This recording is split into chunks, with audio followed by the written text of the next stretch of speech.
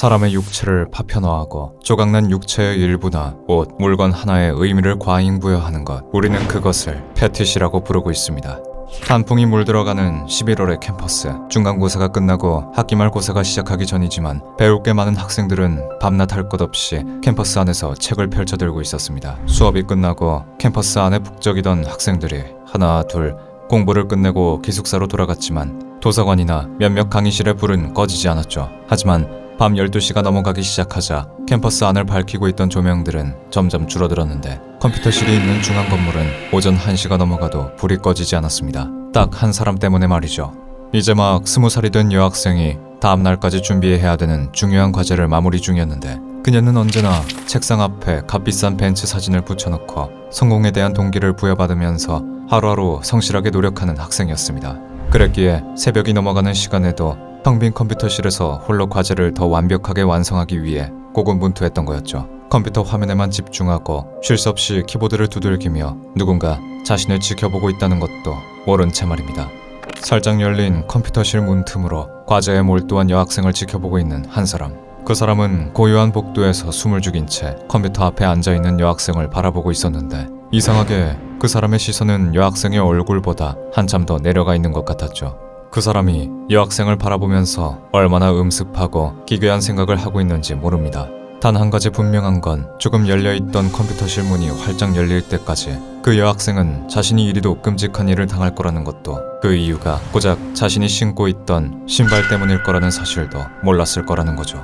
초대하지 않은 침입자가 들어간 후 이내 다시 굳게 닫히는 문, 미약하게 들리는 비명소리와 거친 숨소리, 그리고 바닥에 의자가 밀리는 것 같은 소름 끼치는 소리가 닫힌 문 안에서 무슨 일이 일어나고 있는 건지 상상할 수 있게 했는데 얼마나 시간이 지났을까. 다시 문이 열리고 침입자는 축 늘어진 여학생을 들고 밖으로 나왔습니다. 그리고 아무도 없는 복도를 지나 이제 빛 한 줌 들지 않는 지하로 내려왔죠. 미동도 없는 여학생을 바닥에 눕힌 침입자는 황홀한 얼굴로 그녀를 훑어보다 이내 미련 없이 뒤돌아섰습니다. 그리고 그 자비 없는 침입자의 손엔 그토록 원하던 트로피가 징그럽도록 소중하게 들려 있었죠. 침입자가 떠나고 정막만이 남은 지하에서 여학생이 느낄 수 있던 건 맨발 아래로 느껴지는 지독한 냉기뿐이었습니다.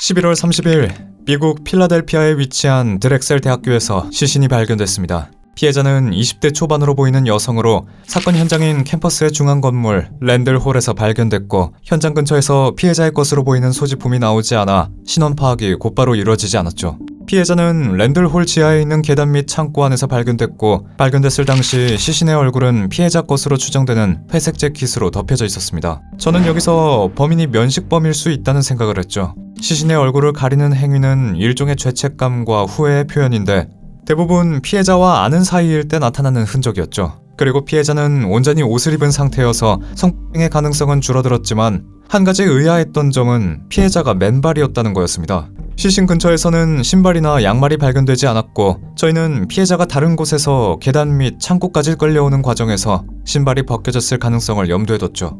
그리고 얼굴엔 다수의 멍자국과 심지어 칼자국까지 나 있었는데 하지만 사인은 폭행이나 자상에 의한 것이 아닌 교살이었습니다.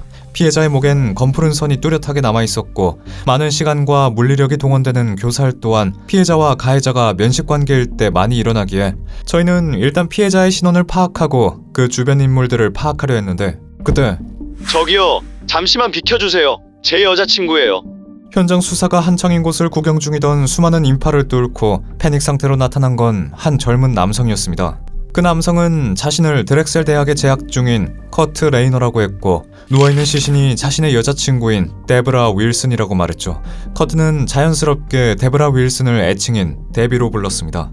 그리고 그녀 또한 이 학교의 학생이며 자신이 마지막으로 데비를 봤을 땐 데비가 발견된 장소와 같은 건물인 랜들홀에 있는 1층 컴퓨터실에서 과제를 하고 있었다고 했죠. 그건 데비가 시신으로 발견되기 전인 새벽 1시가 조금 넘은 시간이었고 커트는 데비의 부탁으로 그녀가 과제를 할 동안 함께 컴퓨터실에 있었다고 했는데 자정이 넘어가자 슬슬 피곤해진 커트는 데비에게 먼저 돌아가도 되겠느냐 물었고 과제가 덜 끝난 데비는 먼저 가도 괜찮다고 말했다는 겁니다. 하지만 그는 늦게까지 혼자 컴퓨터실에 있을 데비가 걱정이 됐고 기숙사로 돌아가는 길에 만난 학교 경비원에게 여자친구가 지금 혼자 컴퓨터실에 있으니 무슨 일이 생기진 않는지 한번 들여다봐달라고 확인해달라 부탁했다고 말했는데 경비원에게 부탁까지 했기에 커트는 데비가 과제를 끝내고 무사히 돌아갔을 거라 생각했지만 아침에 만나기로 했던 약속 장소에 데비는 나타나지 않았고 데비의 차가 전날 밤에 주차했던 자리에 아직도 있는 걸 보고 이상하다고 느껴 랜들홀로 왔다고 말했죠.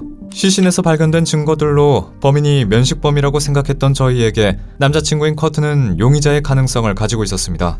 이때까지 데비의 마지막으로 봤던 사람이었고 심지어 언제든 뒤집힐 수 있는 연인 관계이니 커트에 대해 주의 깊게 생각할 수밖에 없었죠. 그리고 저희가 커트를 만났을 때 그의 손가락 사이엔 생긴 지 얼마 안 돼 보이는 상처가 있었는데 커트는 그게 데비가 죽었다는 걸 알고 화가 나 벽을 쳤을 때 생긴 상처라 했지만 만약 그가 범인이라면 데비의 얼굴에 상처를 입히는 과정에서 생긴 걸 수도 있었습니다. 일단 커트의 증언을 확인하기 위해 저희는 랜들홀에 있는 컴퓨터실을 확인했는데 커트의 말대로 컴퓨터실 제일 앞쪽에 있던 컴퓨터 한 대가 켜져 있는 상태였죠. 그리고 함정님, 여기 전선 좀 확인해 보겠습니다. 데비 목에 난 자국하고 폭이 일치할 것 같은데요? 저희는 데비가 사용했다고 한 컴퓨터 근처에서 그녀의 목에 난 상흔의 크기와 유사한 두께의 연장 전선을 발견했습니다. 또한 의자 등받이엔 작은 핏자국도 찾을 수 있었죠.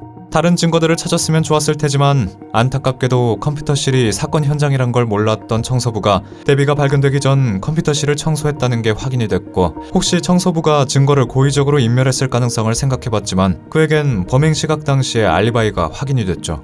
켜진 컴퓨터의 마지막 변경 이력은 1시 38분이라는 것과 커트가 컴퓨터실을 나간 시간으로 봤을 때 범인은 데비를 컴퓨터실에서 살해했고 예상대로 시신을 숨기기 위해 지하에 있는 창고로 끌고 가 유기했을 가능성이 높았습니다. 이제 저희는 커트의 증언과 새벽 1시 30분 전에 랜들홀을 나갔다는 알리바이를 확인하기 위해 저희는 커트가 마주친 학교 경비원을 만나야 했죠. 그 경비원의 이름은 브라이스 체프먼. 그는 드렉셀 대학교에 오랜 기간 근무를 했고 범죄 경력은 없었습니다. 체프먼은 그날 학생 기숙사로 가는 길목에서 1시 30분 이후에 커트를 만났던 걸 기억하고 있었고 커트에게 컴퓨터실을 확인해달라고 부탁을 받은 것도 사실인 걸로 확인됐습니다. 그런데 저는 순찰 돌 구역이 아직 남아있어서 랜드롤에 있던 다른 경비원에게 무전을 했습니다. 랜들홀에 갔던 건 체프먼이 아니었죠. 체프먼은 그날 밤 랜들홀 순찰을 담당한 브랜슨 지글러에게 무전을 해 컴퓨터실을 체크해달라고 했고 그 외에도 데이비드 딕슨이라는 경비원에게 무전을 해서 랜들홀 1층에 있는 여학생을 확인해달라고 요청했다고 말했습니다. 또한 체프먼은 무전을 보낸 뒤 랜들홀 방향에서 성별을 구분할 수는 없었지만 학생으로 보이는 사람이 오고 있는 걸 봤다고 덧붙였죠. 체프먼은 그날 랜들홀 안에는 한 발자국도 들어가지 않았고 필요하다면 거짓말 탐지기를 쓰겠다고까지 말했는데 저희는 추가적으로 무전을 받았던 브랜슨 지글러와 데이비드 딕슨에 대해 조사를 해야 했습니다. 데이비드는 전역 군인이었고 체프먼과 마찬가지로 특별한 이력은 없었는데 브랜슨은 과거 절도를 했었다는 게 확인됐고 그걸 숨기고 대학에 취직을 했다는 것도 알게 됐죠. 그렇게 저희는 우선 브랜슨을 취조하게 됐습니다. 브랜슨은 저희의 취조에 불편함을 감추지 못했고 사실 체프먼에게서 무전을 받은 뒤 거기까지 순찰을 도는 게 귀찮아서 컴퓨터실을 확인하는 일을 데이비드에게 떠넘겼다고 고백했죠. 그런데 데이비드는 이 사실을 부인했습니다. 체프먼에게 무전을 받고 랜들홀 1층을 순찰한 건 맞지만 브랜슨의 무전은 받지 못했고 새벽 2시 15분쯤에 컴퓨터실에 불이 켜져 있는 걸 봤는데 프린터기가 작동되는 소리가 나서 아직 사람이 있다는 걸 알았다고 말했습니다. 컴퓨터실에 있는 게 누군지 몰랐지만 방해하고 싶지 않아서 들어가 보지 않았다고 진술했죠. 데이비드는 시간이 지난 뒤 다시 컴퓨터실을 확인할 유량으로 다른 곳에 순찰을 했고 그때 자신의 여자친구와 통화를 했다고 덧붙였습니다. 그리고 새벽 4시쯤 다시 컴퓨터실 앞에 갔을 때 불은 꺼진 것과 문이 잠긴 걸 확인했다고 말했죠. 또한 브랜슨과 데이비드 둘 다 순찰 경로가 한정돼 있어서 데비의 시신이 발견된 지하 창고는 확인하지 못했다고 증언했습니다. 서로의 말이 엇갈리는 부분은 있었지만 특별히 의심이 더 간다던가 확정할 만한 증거가 나오지 않아서 커트와 마찬가지로 경비원들 중에서도 유력한 용의자를 특정 지을 수 없었죠. 저희는 아직 데비의 소지품을 발견하지 못했다는 점에서 사건이 절도로 인한 살인은 아닌지 검토하게 됐고 앞서 체프먼이 랜드홀 방향에서 봤다고 증언했던 의문의 사람이 그 범인은 아닌지 생각하게 됐습니다.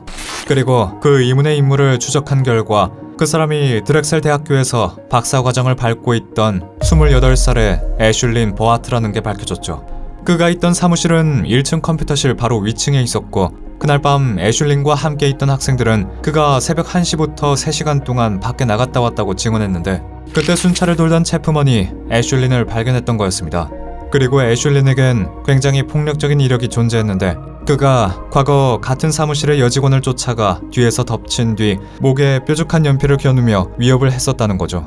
애슐리는 외출을 한 3시간의 공백 동안 컴퓨터실 근처에도 가지 않았다며 자신의 결백을 주장했고 심지어 거짓말 탐지기를 쓰겠다고 지원까지 했지만 그는 테스트를 통과하지 못했습니다. 그렇게 드디어 꽤나 유력한 용의자가 수면 위로 떠오르나 싶었는데 함정님, 데비의 친구들한테서 데비한테 스토커가 있었다는 제보가 들어왔습니다.